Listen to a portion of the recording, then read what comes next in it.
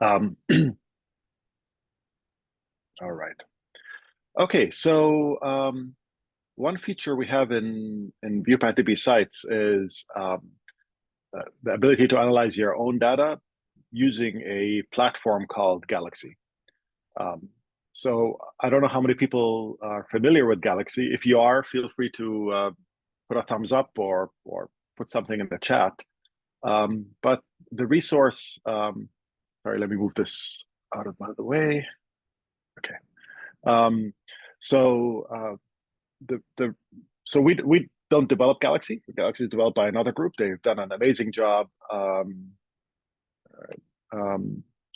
developing this resource. So if I go to, sorry, my screen is frozen here.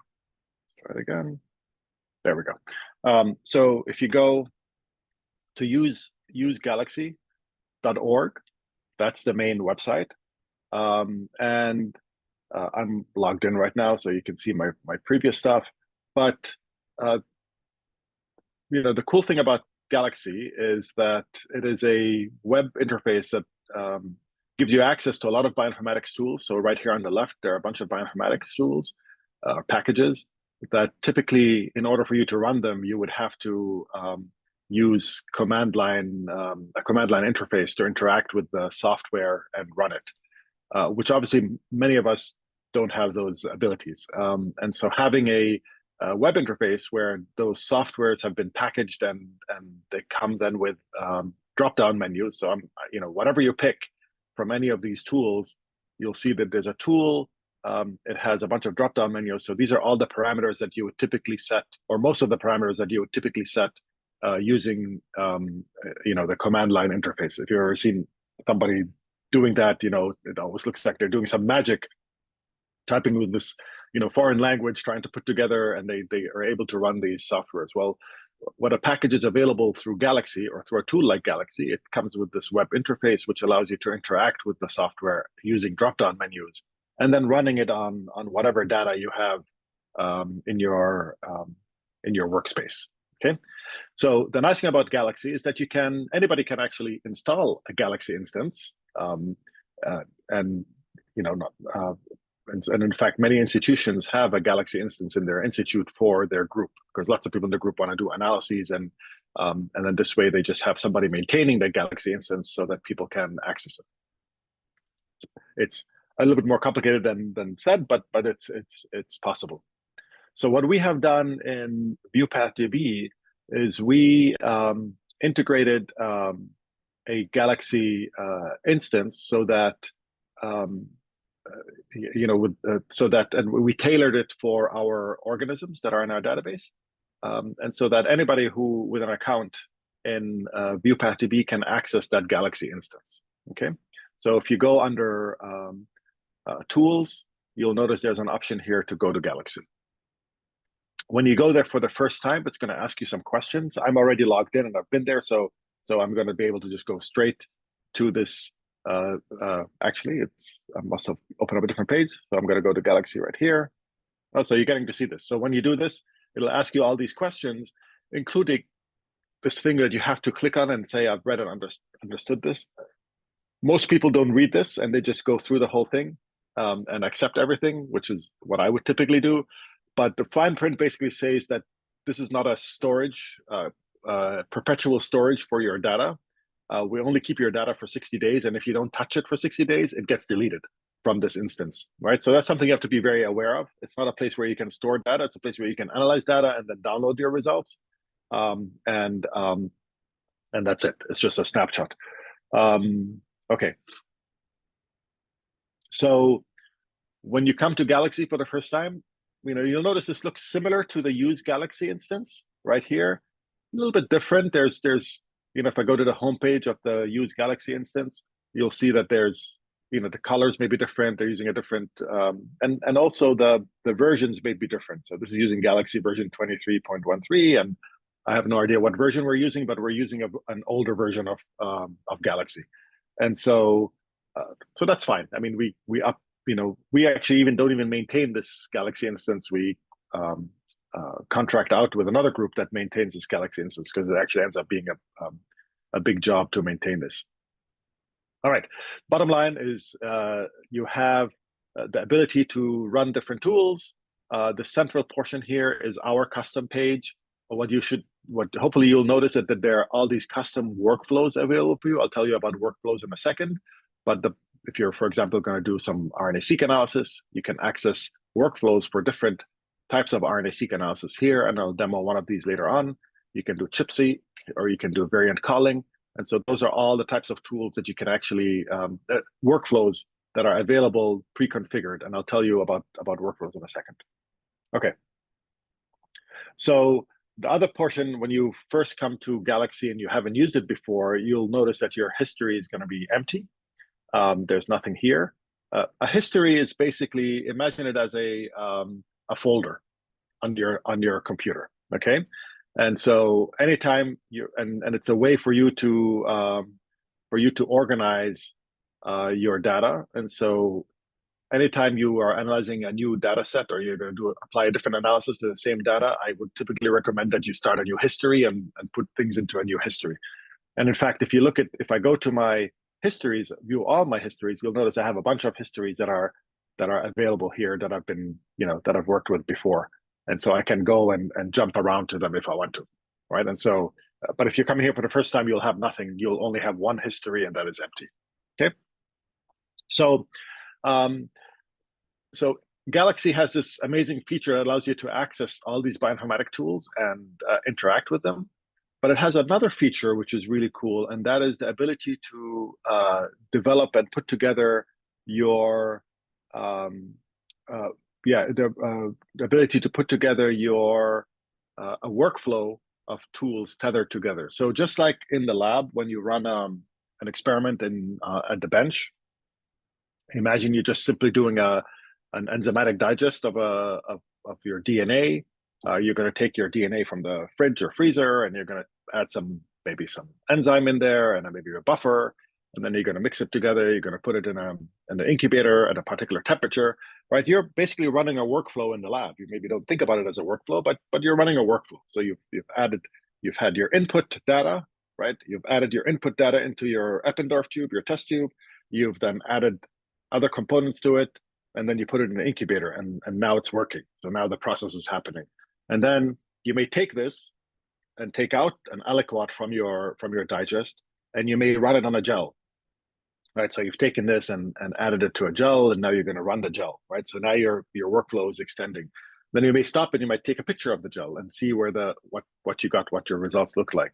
And then you might cut a band out and you may purify that, right? And so you're continuing this very complicated workflow, really. And each time you have an input data and you have output data. In your case, in the lab, you'll have an input sample or an output whatever sample, and you will process it and keep going down the line. So with informatics tools, it's very similar, right? You can tether different tools together, and as long as you have an input to a tool, and then the output from one tool is something that's acceptable by the tool that comes after that, then in theory you should be able to run this workflow on your samples. It's the same thing in your lab. Your input has to be something that is acceptable to that particular software. So you're not going to take a protein sample and add to it a DNA enzyme like EcoR1 and expect that it's going to digest the protein, right? That's not going to work. And it's the same thing with the informatics tools. You're going to have to think about, well, what is your input? Does the tool accept that input? And what is the output going to be? And what other tools can I apply to those to proceed? Okay, so you can build workflows. That's a really cool thing about Galaxy. And so I'm going to just demo building such a workflow, just so you're familiar with how that works. So I'm in your Galaxy menu. You can go to the top, and you'll see that there's a workflow option. Maybe before I go to the workflow, a couple of things to mention about the ViewPath2B Galaxy instance, because you may ask, well, why should I even work in the ViewPath2B Galaxy instance? And because there's no reason why you can't just upload your data to the main Galaxy instance and do things there. And it works great. I mean, I've no complaints there. One thing we do is we preload all of the genomes that are in ViewPath2B And so these workflows here, especially if you're doing RNA-seq or ChIP-seq or variant calling, these workflows will have all the genomes already available to you. So you'll just have to pick from drop-down menus. And so it just makes your life a lot easier. And so, so yeah, so just keep that. That's a sort of a nice feature of our Galaxy. Okay, back to workflows. So you can go to your workflow, its workflow section. And I have a bunch of saved workflows that I've played around in the past or import in the past, but you can create a new workflow, okay? So when you click on this create icon or button at the top section right here, we can create a name. So what I'm going to do is it's something I just tried earlier today. I'm gonna just put together a workflow to build generate a multiple sequence alignment and build a tree, okay? So let's call it tree workshop. December. Okay, you can add additional information if you want, but not necessarily. And so I'm going to click on save. And so what happens when you click on save, you will get this blank canvas. There's nothing here, but this is where you can build your workflow. And so, and again, a workflow, just like in the lab, you're going to have a series of steps that have inputs and outputs that are going to be linked together. Okay. I think the screen is frozen again. Okay, let's pause for a second. Is it back? Can you guys see my canvas or no? No. Nope. Yeah. Okay. Let me do, I'm going to do one thing. I'm going to stop sharing. I'm wondering if it has to do with my external monitor. I'm just going to do this on my laptop. See. And now I'll share my screen.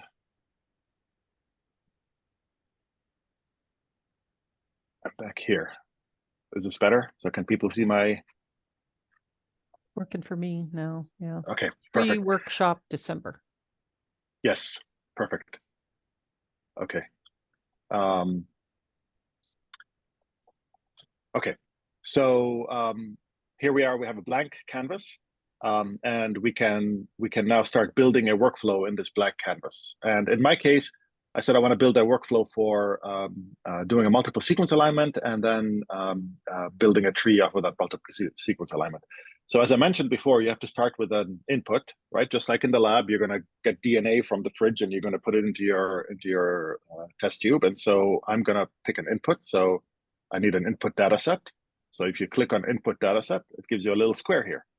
That's your input data set. That's your Eppendorf, basically. So now I need the second step, and we need in my case, because I'm doing I'm interested in doing a multiple sequence alignment. We need to find a tool for doing multiple sequence alignments. And I mean, you can look this up, obviously, but I know there's a tool called Clustal. And you'll see here, you can pick whichever one. I'll just go ahead and pick Clustal W because I know it worked for me before, but you can pick Clustal Omega, which is the newer version of this. And so I'm going to pick Clustal W right here. So I know my input sample is going to be in here. It's going to go and run a Clustal W. And then the next thing I want to do is I want to run a build a tree, and I know there's a tool called FastTree, but there are many other tools you may be interested in running or using. And so you just start typing here, and you'll see here's a tool called FastTree. So I'm going to pick that, and so now I know that here we are. We have an input, we have Clustal, and we have FastTree. Okay. So now I need to connect these together. So I'm going to go from my input. You'll notice there's a little arrow here. So I'm just going to click on the arrow, and it gives you a little green line and drop it here. So now my input is linked to my Clustal, okay? And my Clustal is, I'm gonna link it to my FastTree, okay? So here our workflow is now all tethered together. There may be nothing else you need to do with it, but what I typically recommend is that you go ahead and click on each of these, because now when you click on the tool, there are a number of parameters you can play around with here, which may be important to modify before you run the workflow. So for example, I'm looking here at Clustal W. In my case, I know in my mind, when doing this demo, I thought, I'm going to get some protein sequences to do well, we're going to build a tree. So typically you're going to be build these things on protein sequences. So I'm going to make sure to select protein sequences here. And then it says here the output format. So we know this is going to be what output it's going to give you. And I just click on this and you'll notice there's a file up format and there's also this FASTA format. And so the question is, well, which one of these to pick? And so what I'll do is I'll look at my next step, FAST3, and you'll notice its input, it's looking for a FASTA file input.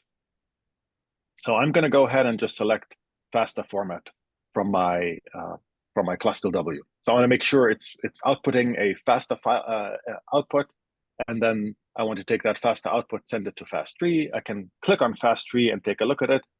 And you notice that FAST3, you can actually change what output it's willing to accept or what input it's willing to accept. It's already set by default to FASTA, but you'll see that it also accepts FileUp, right? So I could have done FileUp and then changed this to FileUp, but I chose to go with FASTA, so I'll keep it as such. Okay. And so now I'm going to go ahead and save this. Okay. And now if you try and run this, obviously you're going to go here, click on this little arrow, and it says, oh, there's no data. And it's true, my history is empty. So now what am I going to do?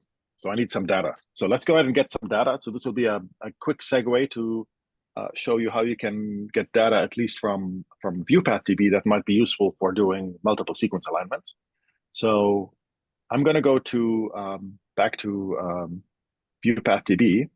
And if you remember, the first day we talked about all the different databases. One of the databases is OrthoMCL, which we will be exercising tomorrow a little bit in one of the exercises. OrthoMCL is a resource that builds orthology groups based on homology, right? And so if you go to OrthoMCL, again, it looks very similar to our other sites. It doesn't have a single genome. It has information from hundreds upon hundreds of genomes, and you can search it, but you can search it in a very similar way to the way you run searches in our sites. So in my case, I just wanted to run a multiple sequence alignment for a protein called sedaheptulose 1,7-bisphosphatase, just because I worked on that when I was a postdoc for a couple of years. And so I'm just going to go ahead and start typing sedaheptulose. I'm just going to look for that. You'll notice you'll get a mixture of results, which are protein sequences and ortholog groups. I'm going to look at the ortholog groups. We'll learn more about this tomorrow, so don't panic over this. And you'll find there are 4 ortholog groups that had the word sedaheptulose somewhere in them. The one I know is this one, just because of some previous experience. So I'm going to go ahead and go to this orthology group. And we'll explore this tomorrow, but there are 161 proteins in this orthology group distributed across the tree of life, from plants to fungi to alveolates and so forth. There are no bacteria or archaea in here, so that's interesting. But that said, those are all the proteins. Now, let's say I want to align these 161 proteins and build a tree based on the sequence. I think you're frozen again. We're still looking at ortholog groups matching sedaheptulose. Okay, yeah, it's lagging. It's weird. I think we got the gist. Let me. Are you wired or are you in Wi-Fi? I'm on the Wi-Fi, but this is the university Wi-Fi that I always use, so I don't understand. Yeah, really bizarre. I came to the office on purpose, so I don't have problems at home, but maybe I should have stayed at home. Is it back up or no? I see jumped your up. Now you're ortholog looking at the page. ortho group. Yeah. Perfect. So tomorrow we'll look at the ortho group some more. So don't worry about it. But the point again is to say that there are 161 proteins in this orthology group, and let's say I want to build my phylogenetic tree based on those 161 proteins. I need to download those sequences. So I'm just going to go ahead and click on Download Ortholog Group, and you'll notice on the next page you have a couple of options of what to download. In my case, I want FASTA sequence of my protein sequence, and then you can set some parameters for what you want your download to look at. So for example, you could say, well, I really don't want to include the group. I don't want to include the description of the protein, because that's going to make the the line really long. All I care about is a sequence. I could include the organism, but maybe not. Let's just leave it like this. And then I can select text file and I can download. Okay. Once you click on download, you're going to get a file that, let me just pull it up quickly.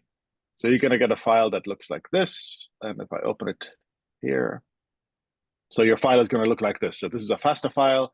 You have a portion at the top here, which is a def line where the greater than sign is and some information.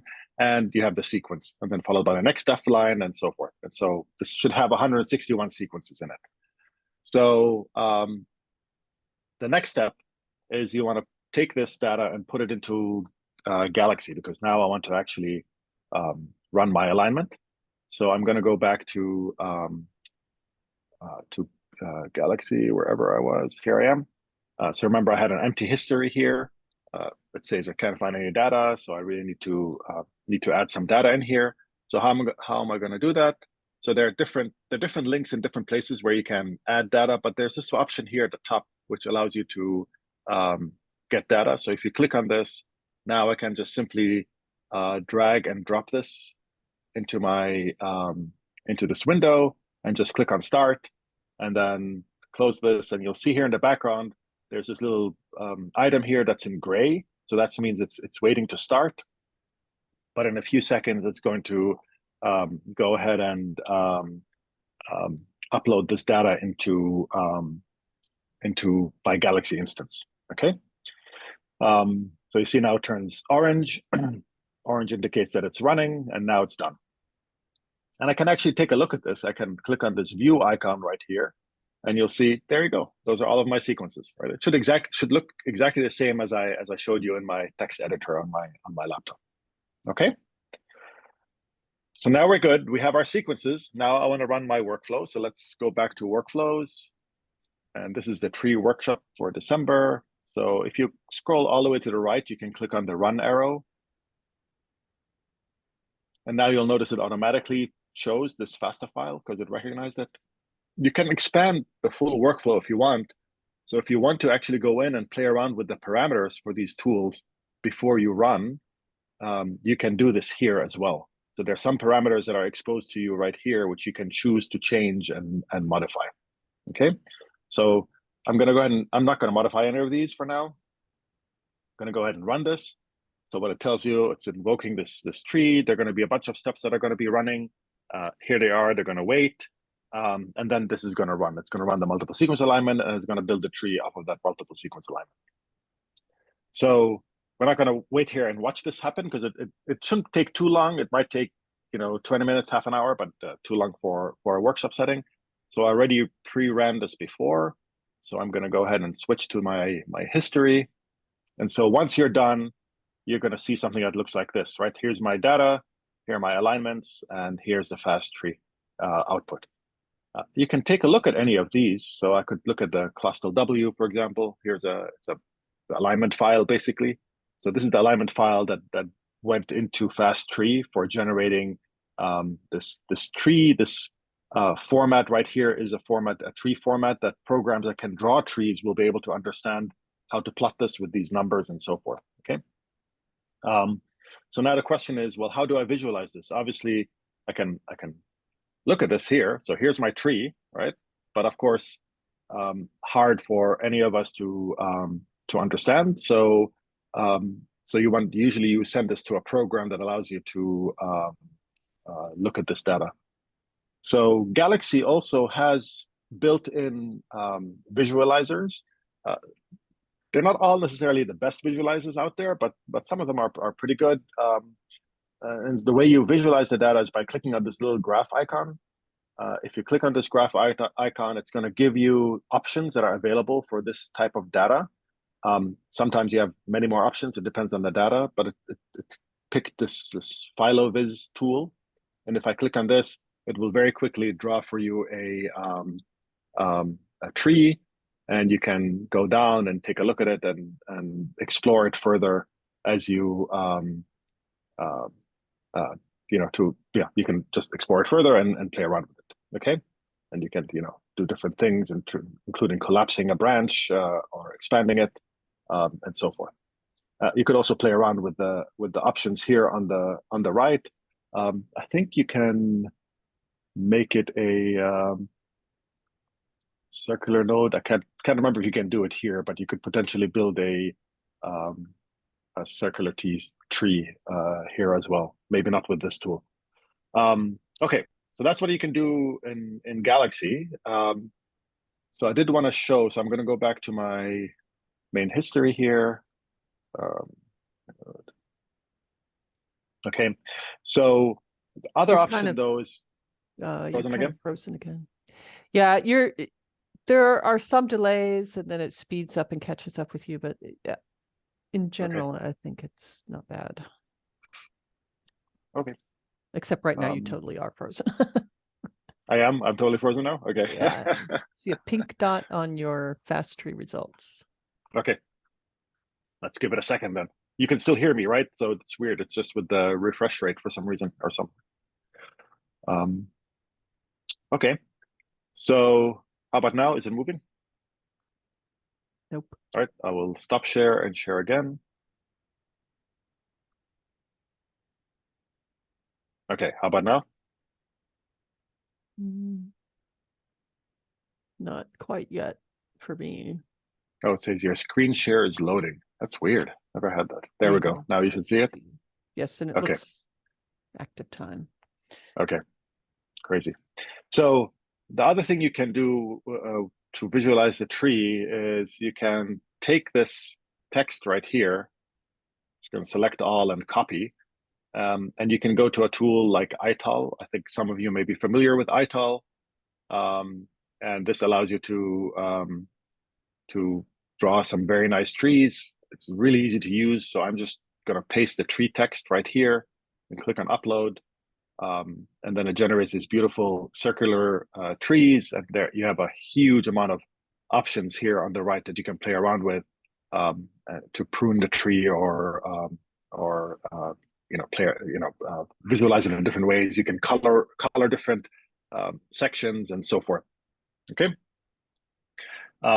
So just one cautionary note though is that obviously if you use any of the tools here, it's super important that you try and understand what that tool is doing, right? So you're not going to go into the freezer and pull out whatever random enzyme and just throw it on your DNA and then run your gel and just keep going, without thinking about, well, what are you doing? And so it's the same thing with these tools. You have to stop and think, well, if I'm going to build a phylogenetic tree, did I select the right parameters? Is this the best way to draw a tree? Do I have the right proteins in my file to generate a meaningful tree? What does the alignment look like? Do I need to go back and play around with the alignment and fix it? Are there things that I need to modify and so forth? Okay, so those are things you have to think about. All right, so in addition to being able to build your own workflow, you can run some of our pre-configured workflows right here. So I'm going to just start a new history, and the one I was going to demo is just running an RNA sequence. I'm not going to go through the whole thing because it'll take way too much time. But we have these pre-configured workflows. So what will happen, for example, the one I was going to show you quickly was this workflow for paired end data, unstranded reads, looking at differential expression. So from an experiment of two conditions with biological replicates, right? And so if you click on this, it's going to open up this workflow. It's a pretty extensive workflow, which has a number of different steps. I'll show you the workflow too in the canvas to give you a better idea. So it's lots of parameters that are here that you can mess around with, and so it could get a little bit complicated. Now, if I just go to my workflows, and I'm just going to go down and find the one for DEC2. So here it is. So I'm just going to click on this and edit, and now you will notice this is a little bit more involved and complex than what you saw the workflow we built with our tool, right? So it's it's yeah, so there are many more steps. Okay, so but to begin with, you're starting off with your input data set, the same as the method I used before to run the phylogenetic tree. Our input data set is going to go, and it looks like it's going to a couple of different places. One place it's going, remember, this is an RNA sequence workflow. You'd probably do the same thing with a DNA sequence workflow, but it's a workflow that's going to work with reads coming from a sequencing run. And you'll see that one line is going to this program called FastQC. So this is a program that does a quality control check on your data. And we'll explore an output from this. Stuart actually is going to walk us through some of the output from a run. And then you'll be able to see what the results look like. But you'll notice this, whatever goes into FastQC, it's not going anywhere else. And you could even see here that the output, really what's coming out here is a web page, right? So of course the web page is not really going to be processed by anything else. So this is a dead end. It's almost like when you run your gel, you took a picture of your gel, and that's basically a dead end. You're going to probably paste this in your lab book. You're going to look at it and say, oh yeah, I have a band, right? And that's probably all you're going to do with it, right? And so this is like the FastQC results are like your picture of your gel. But you'll notice your input data is also going down the line through the steps of this workflow. So it's going through a step called FastQ Groomer. This is just a step to make sure that the data is in the right format. It's just a processing step. Then it's going through a program called Trim-O-Matic. Trim-O-Matic is a program that's going to trim your reads, take out any of the adapters. It could also trim some of the low quality reads. Different trimmers have they do different things. And so you might need to think about what trimmer to use. And we just picked Trim-O-Matic, but you can actually swap these out if you want. And then your reads are going to come out from your trimmed reads are going to come out, and we're going to need to align them now to the genome. And we use a program called HiSat2. That's our aligner. And now you'll notice your aligner, it's generating a file called a BAM file. BAM files are basically your aligned read file. It's a binary file, so if you look at it, you won't be able to read it yourself in a text editor. But genome browsers can understand a BAM file. And the BAM file will just look like if you zoom out, it'll look like a histogram of where the reads are aligned. But the BAM file actually contains all the data down to the read level, so you can zoom all the way in and see the exact reads that aligned in any region in the genome. And so you can actually look at a lot of detail. But as a result, these BAM files are really big, right? And the BAM file again is the data that's going to be used for downstream analyses, right? But if you want to just visualize it, visualizing the BAM file itself may be a bit cumbersome because they're really big files. So one thing you can do is you can convert this BAM file to another format called BigWig. And the BigWig file is basically a stripped down version of the BAM file. It's still, you'll still see the histogram and where, there were more reads and less reads basically, but you don't have the read level data. So the files are consequently smaller. And you'll notice there's another dead end thing. You're not going to do, the only thing you're going to do with this file is maybe visualize it in a genome browser, but you can't, we're not going to process these files to pull more data out of it because you've really stripped them down. You should work with the BAM files. So moving down, you'll see that the BAM files are going down to something called HTC count. And so those are going to generate the counts for each of the genes. Okay, so now each gene is going to have a value associated with it based on the reads. Now you'll notice, I'm going to go back here to the beginning. You'll notice that this branch here is duplicated. The same branch is going down here on the second line, and that's because this is we're comparing two conditions, right? Samples from two conditions, and then we're going to run a differential expression. So we're generating counts from both of the conditions. So they're basically mirror images of each other. And ultimately, they're going to go to this DESeq2 step, which is going to generate your actual differential expression values with the statistics that go along with it. Okay. Stuck again. Okay. Give a second, maybe, while I. Yeah, it's been stuck for like a minute. Oh, a whole minute. All right, let's do this. You were on a roll. Okay. So let's. Are there any questions so far?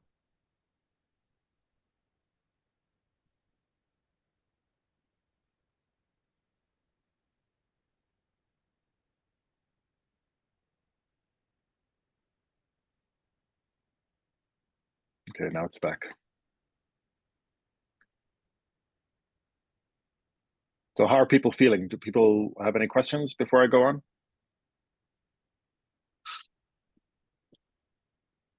Okay, so one thing to point out is that Galaxy, we have a lot of tutorials from previous workshops that are available that walk you through all of this. So if you missed something from today's lecture, feel free to watch the other ones. But also, the Use Galaxy site has a huge number of very useful tutorials. So I would recommend that you actually also go there and learn. And they have actually, even if you just Google Galaxy single cell or Galaxy proteomics or Galaxy microbiome analysis, you'll find lots of really nice tutorials out there that people have put together that allow you to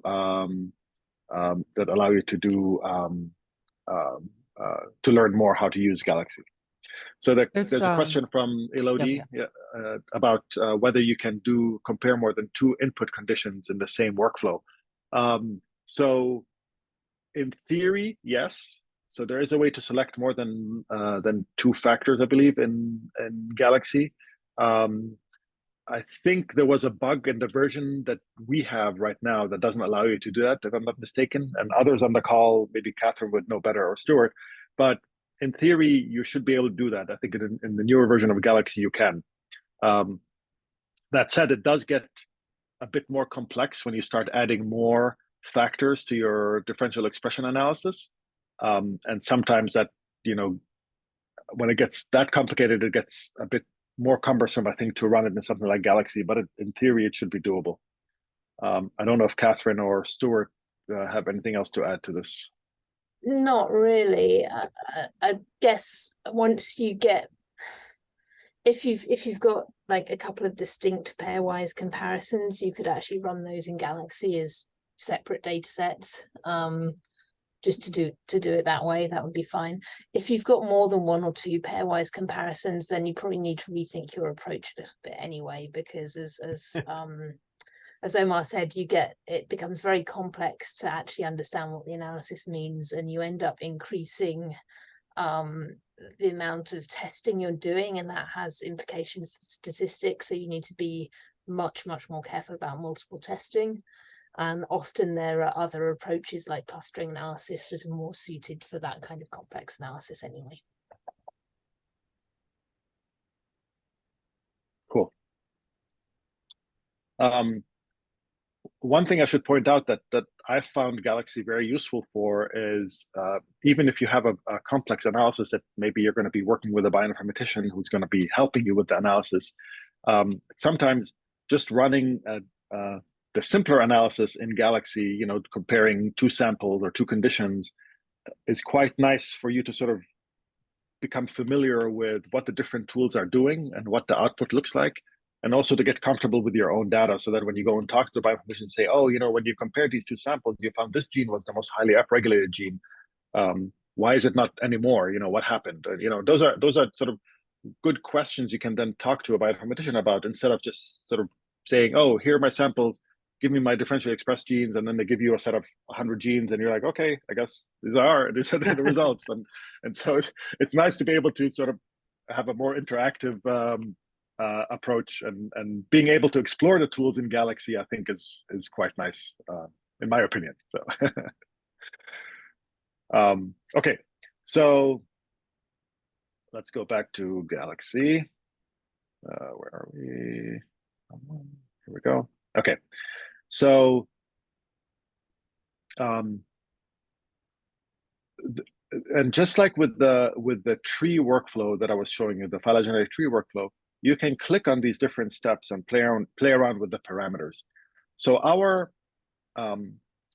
by default, when you try and run one of our workflows, you're going to have to select. So, for example, when HiSat2, it doesn't know which genome the data should be aligned to, right?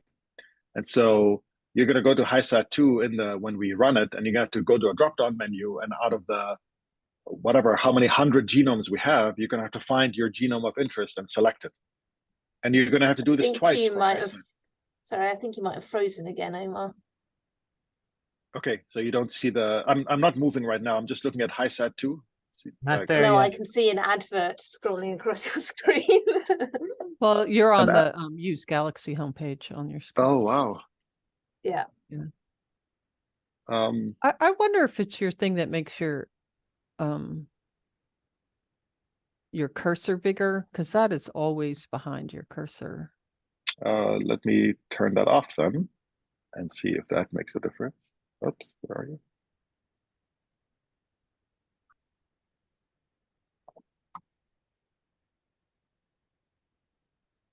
Anything different? We're at a workflow now. Okay, Yeah. so let's see if that gets better. Maybe that's the trick. So HiSat2. So as I was saying before, you can click on any of these and you can play around with the parameters. Because we don't know what genome you're going to be using, you'll have to select which genome you want to align your samples to. And also for the counting, you'll have to select which genome the genes come from, where it's going to count the values from. And so you have to sort of keep that in mind. Well, which step is going to require me to select a genome? One option you have is that if like, most likely you're going to be working on a single organism or a couple of organisms, you can go in and once you click on the workflow, if you have it sort of imported in your own workflow history, you can go in and actually modify it. I can go into HiSat2, for example, and I can go down here to the parameters, and instead of using the built-in genome, I can use a genome from my history, could use a built-in genome, but I'm going to select the reference organism. Where is it? There we go. So select the reference organism, and now I can go in here and let's say in my case, I was going to run an example on Babesia, Pyroplasma-DB, and Babesia bigemini. So, and so here we go. And so now, if I save this particular HiSat step will be by default it's going to be run on Babesia bigemini. And so I can do this for all the steps that require this. And I won't do them all now, but you can do that, and then that then allows you to run the workflow, and you can rerun the workflow next time again, and it'll run with those default organisms. It just makes it much easier for you instead of having to every time select the organisms if you're going to be doing this on a regular basis. Okay. All right. So let's go back. So I'm not going to save this because I really don't want to. So I'm just going to go back to the homepage and say leave. Okay. So now I'm going to just demo running one of these workflows on some FASTQ files that I got from the sequence archive. And the question is, well, how did I get this data in here? So I won't run through getting the data. It just takes a while, but I will show you. But in our exercises, which are linked on our homepage, and we can add them as example exercises you may want to play with. We walk through exactly how to do this. But if you want to transfer data from a repository where the data is available, you can use this Globus data transfer. And in my case, I get data via Globus from the EBI server. And then here you can add the SAM number. So we can take this example SAM number right here. And then you have to tell it whether it's paired or single. And then you click on execute. The nice thing about this is that nothing is happening on your, except for running the web browser, nothing is happening on your own machine, on your laptop. All of this is happening in the cloud. So the data is going to be transferred from the sequence read archive all the way to your Galaxy instance with no data being downloaded on your computer. So if you're ever doing this and you see gigabytes of data coming down to your computer, you did something wrong, right? You don't want to download and upload again. That's a big waste. Okay. So let me move this window out of the way. Okay, so once you do this, then your data will show up in your history right here, and you can pull in all the FASTQ files from your different replicates, and you can modify them and prepare them and then get them ready to run the workflow. And so I already did that just to save some time. So I'm just going to go down here. You'll notice some of my workflows have red things on them. So that happens when a step doesn't work. And so when that happens, that either means that you did something wrong and you didn't, select the right input or output, or there's something weird in the data you put in, or maybe the tool is broken. So when I tried this the other day, the tool was actually broken. I had to email the people who maintain our instance to repair the tool. There is a way for you to let us know. So you can always submit a bug report. So I'll show you an example of that. If you're here, you'll see there's a little view bug report. And so you can click on this.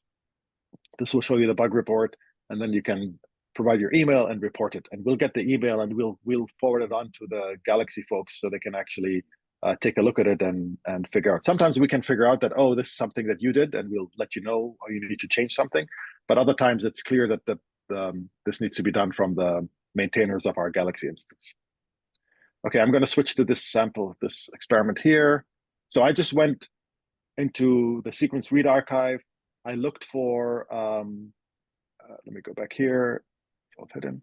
I looked for data, and I was interested in Babesia. I thought, oh, let me run something on Babesia experiments. And I found this experiment that compared virulent and attenuated Babesia strains. I think the attenuated one is supposed to be a vaccine strain. And they did RNA sequence on infected blood coming from infected cows, basically from virulent and attenuated strains. So I got the data. They come in as you have 2 files for each data sets because these are paired end.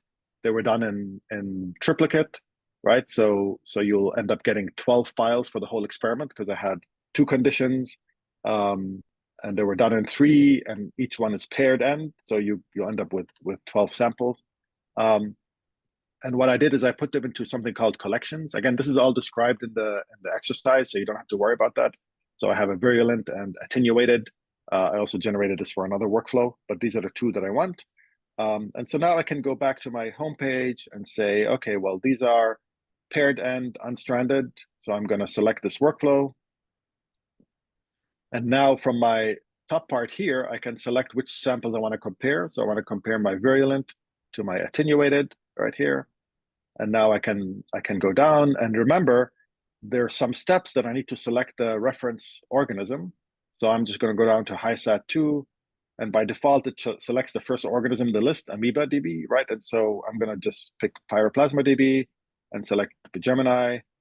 So I know there's going to be a second HiSat2 step because this is I'm doing a differential expression analysis. Here's a second HiSat step. So PyroPlasmaDB, Gemini, and now I'm going to go down to, I know my HTC count step needs to know what genome. So here it is. Here's the first one. And now I know there's going to be a second one because this is I'm comparing 2 samples. Oops. There we go. So now I've selected all the samples. You have the opportunity to make additional modifications here, but for now, we're just going to leave it at that. You can rename your samples if you want your factors and so forth and organize things. That's up to you. So I'm going to go ahead and run the workflow. You have the option, if you know you're going to be doing other types of analyses on these or run different workflows on your samples. One thing I like to do is I like to run my workflow in a new history. And this way I don't, I can always come back to, this folder, this history, and use it to initiate new workflows. So I'm just going to select yes here. I'm going to give this a name. We'll call it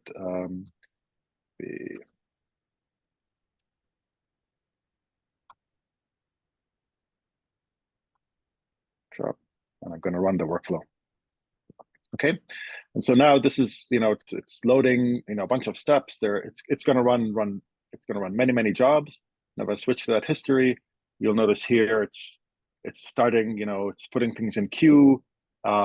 And you'll notice one thing to point out is that you have data sets that are shown in your history, and then there are 98 unshown. If I click on this, these are all the steps that are going to be running in the background, right? There's a lot of stuff happening, and you don't necessarily care about all of them, but you can already see that your FastQC steps are running. okay? And depending on the size of your genome and the size of your data, this will, this could take, a couple of hours and be done, or sometimes it may take overnight, depending on what you're doing. Also depends on the load on the Galaxy server and so forth. Okay, so once that's done, so tomorrow we'll take a look at the output of these. We've already pre-ran these, so we have output for all of these, and tomorrow Stuart will take us through these and walk through the output and examples of what you can do with the output and how you can take it to the next step in terms of analyzing and visualizing your data. So I think this is all I had. So if there are any additional questions, I'm happy to answer them now. I think we have a couple of minutes. Suzanne, I think you were right with when I turned off that whatever that Yeah, presentation assistant, it stopped freezing. So that's happens good to every know. once in a So, while. yeah. There was a question about using your own reference genome, and I answered it in the chat, but it's called a custom build. You can you don't have to use our preloaded like Omar. I think he demoed in the workflow where you can set what genome build you want to use. Correct. Yeah. So you can you can select a genome from your history, basically, because your genome will have to be then sitting in your history. Now, some of the tools for exporting to, any of the tools actually for exporting to our ViewPathDB sites would not work on that, because our site is not going to recognize that genome sequence that you uploaded. I mean, it's your custom thing. Yeah. Also, you need a annotation, a GFF or GTF for your custom genome. Right. Exactly. There's a question from Ellie about how do you introduce the duplicates or triplicates of each sample? If I understand correctly, so I'll show you that. Let me go to this one here.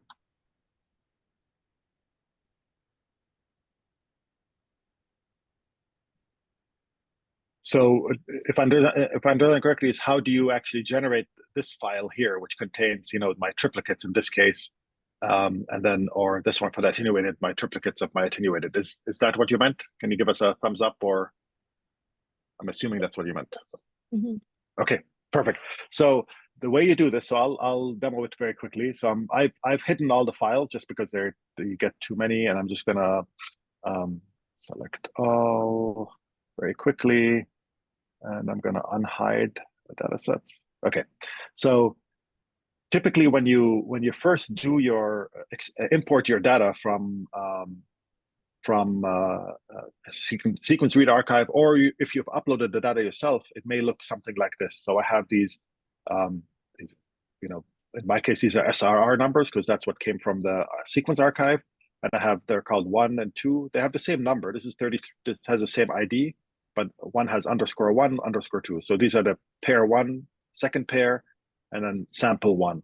So of course I have to go to the original files where they came from and make sure I know which one is what. So I knew that I started off with my virulence sample. So I know this is virulence sample. I'm just going to call it 1. It doesn't matter. I'm just going to call it, this is virulence sample 1, virulence sample 2, virulence sample 3. And then I have attenuated 1, attenuated 2, attenuated 3. So what you have to do is you have to generate a what's called so what you do is you click on this icon here for selecting samples, and I'm going to select the samples that go together. So I'm going to select all the virulent samples, for example. So 1, 2, 3, okay. And now for the selected, I'm going to build a list of dataset pairs. And when you do this, you get this pop-up, and it's actually pretty clever. It knows that you're trying to link these samples together. So it already tells you that it looks like this one here, 8 that ends in 831_1, is paired with, this one, 8, which ends in 831_2, right? And it already did this for all of them. So we know they're paired properly. But I want to give them a better name than the sequence read archive number. So I'm just going to call it virulent 1, just like I did before. So and this I'll call it virulent 2, and this I'll call virulent 3.